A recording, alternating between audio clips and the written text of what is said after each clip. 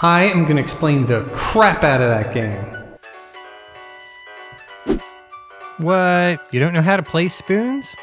Don't worry, I gotcha. Come on, let's go. Woo!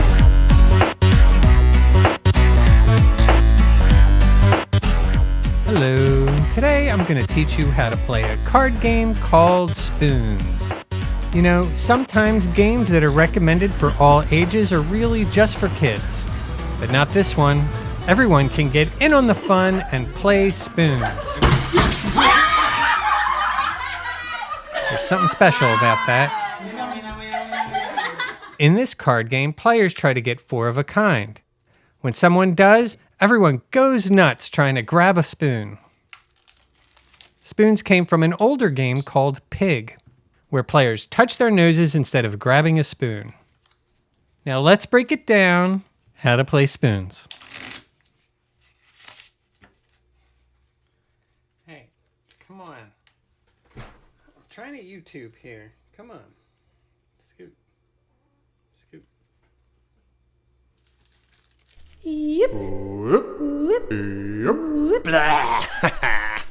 First, we'll set it up. This game is best with at least 4 to 5 players. If you have more than, say, 10 players, I recommend that you use 2 decks.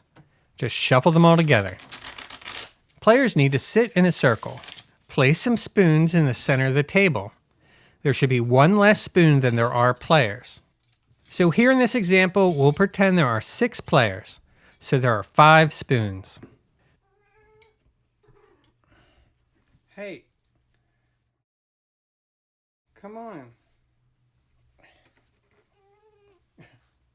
The dealer then always deals everyone a 4-card hand, and the remaining cards get left in front of the dealer.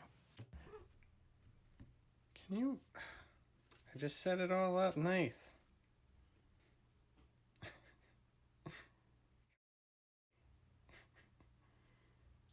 You got it. All right, come on.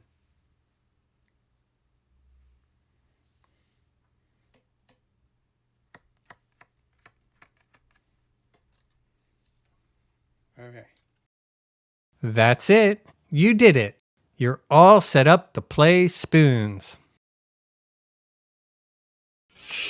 Hey, wait, what are you doing there? Stop that. Now let's start playing. You're trying to get 4 of a kind. The dealer draws a card and then immediately discards one of their cards to their left. The player to their left picks up that card and then also discards to their left, and everyone does the same. Okay, a couple things about that. You can only pick up 1 card at a time, and you can't pick up another until you discard. Everyone goes as fast as they can. If you discard before the next player has picked up, just throw your card on top of the last. The last player in the circle discards next to the dealer. And if the dealer runs out of cards in the deck, everyone pauses. Shuffle the pile next to the dealer, and then the game continues using that. Okay, so while this is going on, everyone is trying to get 4 of a kind. When someone gets 4 of a kind, they can take a spoon. Once someone takes a spoon, everyone races to also get a spoon. The person that has 4 of a kind reveals their hand, and whoever didn't get a spoon is out. And then you deal out a new hand with 1 less player and 1 less spoon. Okay, let's talk about grabbing spoons. You can either lunge for it, which usually causes a free-for-all, or you could try to discreetly take one so that everyone doesn't notice at once. Some people play with an optional house rule that if someone is accidentally the first to touch a spoon and they don't have 4 of a kind, they are out. They place all their cards to the left, and everyone finishes the hand with 1 less spoon. It gives the opportunity for some fun fake-outs. Hey. Whoever won the last round deals the next. And you keep playing rounds with less and less players. And if you're the last person that has a spoon, you've won at spoons. Congratulations. Hey, so one last thing. If you'd like the game to last a little longer, instead of getting knocked out when you didn't get a spoon, you instead get a letter from the word spoon. So the first time you get an S, the second time you get a P, and when you finish spelling spoon, you are out. That's a good way to play when you don't have a lot of players, or if you're trapped indoors like me and want to have an epic spoon marathon.